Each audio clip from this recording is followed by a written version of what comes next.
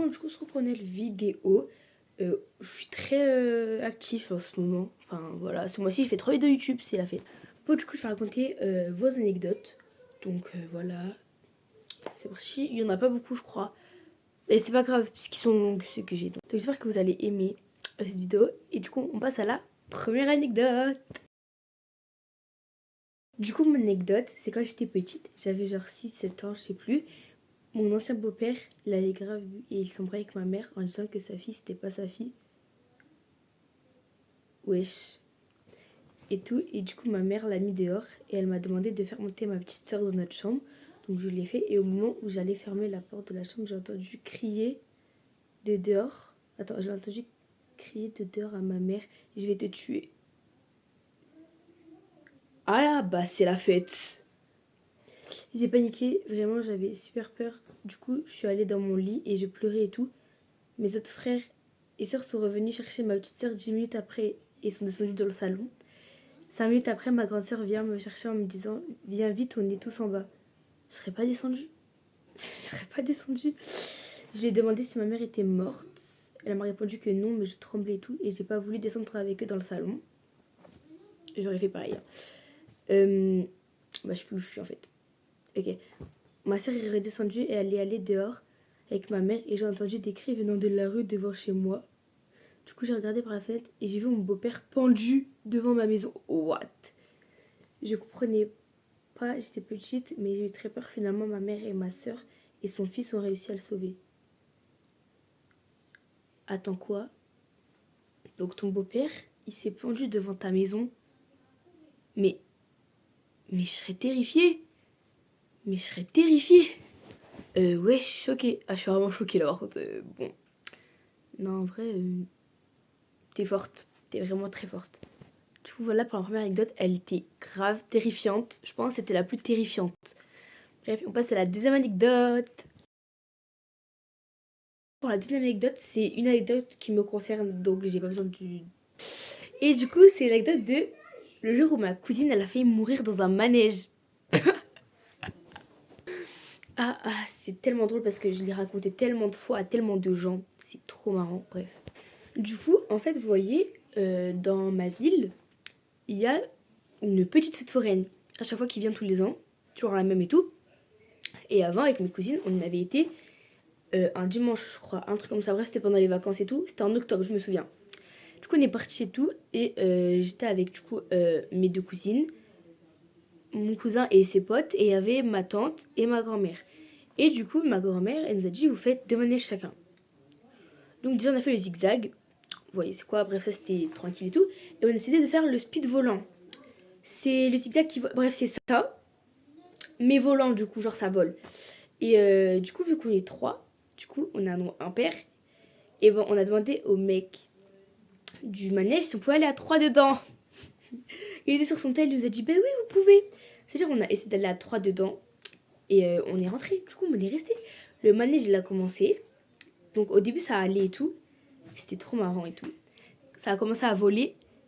En mode, le speed, genre, ça va comme ça. Et d'un moment, ça va comme ça. L'autre moment, ça va comme ça. Bref, voilà.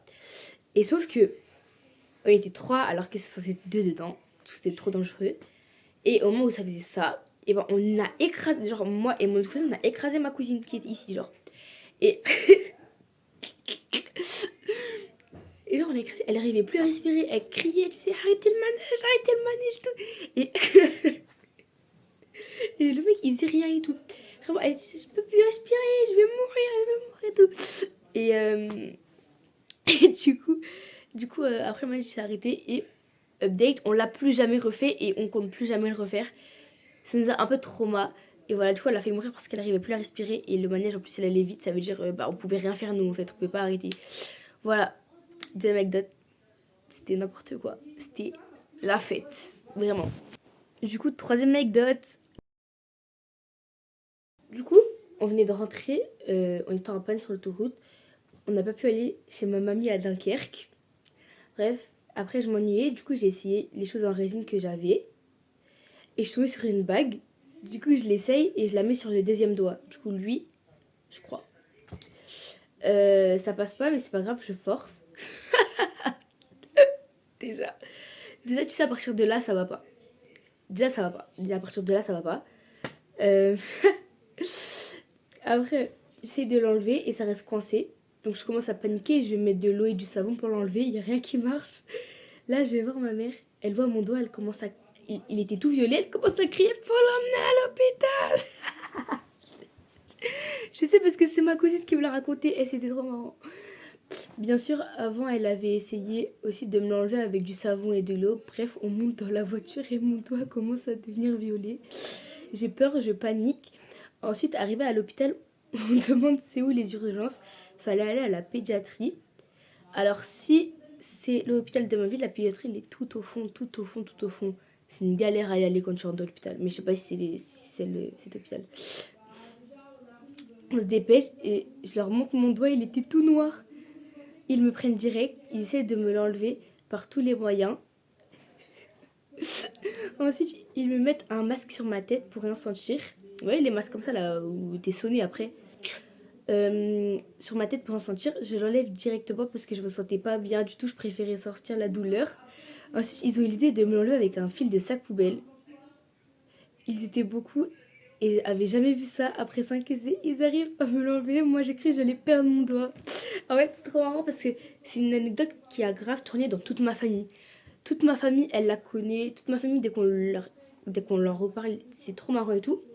Mais elle est juste bête en fait. Enfin, déjà, tu fais une bague en résine. Ça rentre pas sur ton doigt. Tu forces pas. Tu forces pas. Du coup, elle est traumatisée des bagues en résine en vrai. Mais c'est trop marrant. Elle est juste débile en vrai. T'es juste débile. Bon, du coup, il en reste 2, 3. Il en reste 3. Du coup, en fait, je sais pas si je les explique bien et tout. Parce que les anecdotes sont longues. Mais voilà. Voilà. Du coup, anecdote 4 ou 5. 4. Le jour où j'ai envoyé mon ami à l'hôpital. Alors rien que le titre de l'anecdote, c'est pas ça. C'est pas ça, c'est pas ça. J'étais en CM2 et l'histoire s'est passée au moment du midi. Donc j'étais dans une école primaire avec une cantine, mais pas dans l'école. Cette cantine était reliée à une école maternelle, mais pas à la primaire. Ah, je capte en mode de... T'as la primaire, t'as la maternelle, et la cantine, elle est dans la maternelle, pas dans la primaire. Bref, voilà. Ce qui fait que chaque midi, on devait sortir de l'école pour aller manger dans cette cantine. On y allait, donc en rang, pour pas qu'on se perde évidemment, sauf que tu connais, on commence à devenir grand, et on se rangeait pas trop bien en rang. Je sais pas si c'est du français, mais c'est pas grave. Bref, tout se passe bien pour manger. Donc vient le moment de rentrer parce qu'il fallait laisser la place pour que d'autres classes viennent manger. Et quand tu repartais, il y avait une allée avec d'un côté les murs de la cantine et de l'autre côté un grillage parce que c'était la rue. Au bout de cette allée, il y avait un portail pour pas que tout le monde s'introduise dans la cantine. Est-ce que vous voyez le truc arriver? Moi, j'ai déjà lu les anecdotes. Du coup, là, ça me paraît logique que le truc arrive très très bien, t'as vu? Il faut savoir que les animateurs ne font pas trop gaffe aux retardataires. Bref, du coup, c'était à nous, les retardataires, de se dépêcher et de rattraper les autres. À ce moment-là, j'étais avec un ami qui s'appelle Lucas. Alors, Lucas, si tu passes par là, j'espère qu'actuellement tu vas mieux. Et donc, on court pour rattraper le rang. Et souvent, ce qu'on faisait, c'était qu'en passant devant le portail qui donnait accès à la cantine, on refermait ce fameux portail en courant. Sauf que cette fois-ci, j'avais fermé le portail trop rapidement et surtout très fort. Ce qui fait que mon pote Lucas n'a pas eu le temps de la rattraper pour éviter le portail. Et il s'est pris dans le crâne. Alors, déjà, c'est pas la fin de l'anecdote. C'est pas la fin de l'anecdote, mais déjà rien que là, tu te dis wesh, problème. Il y a un souci. Il y a un souci. Bref. Évidemment, il a pleuré et est parti voir l'animatrice qui m'a fait la morale du genre vous avez quel âge pour faire ça? Sur le coup, je me suis dit qu'on allait lui mettre de la glace et c'est tout, mais ça a empiré. Il avait une grosse bosse sur le front, malgré la glace qu'on lui avait mis. L'animatrice l'a dit à ma prof qui est de base super sympa, mais là, du coup, elle était énervée contre moi. Silika a dit à un moment qu'il commençait à avoir un pixel. Avoir un pixel, donc ils ont appelé les ambulances et là, j'ai vraiment paniqué. À ce moment-là de l'après-midi, il y avait cours, sauf que ma classe avait sport dans un gymnase. La prof était pas venue dans ce gymnase, mais elle était restée dans la classe pour les punis, dont moi et d'autres élèves qui n'avaient aucun rapport avec l'histoire, mais qui n'avaient pas été sages, bref. Aussi pour ce pauvre Lucas qui n'avait rien demandé.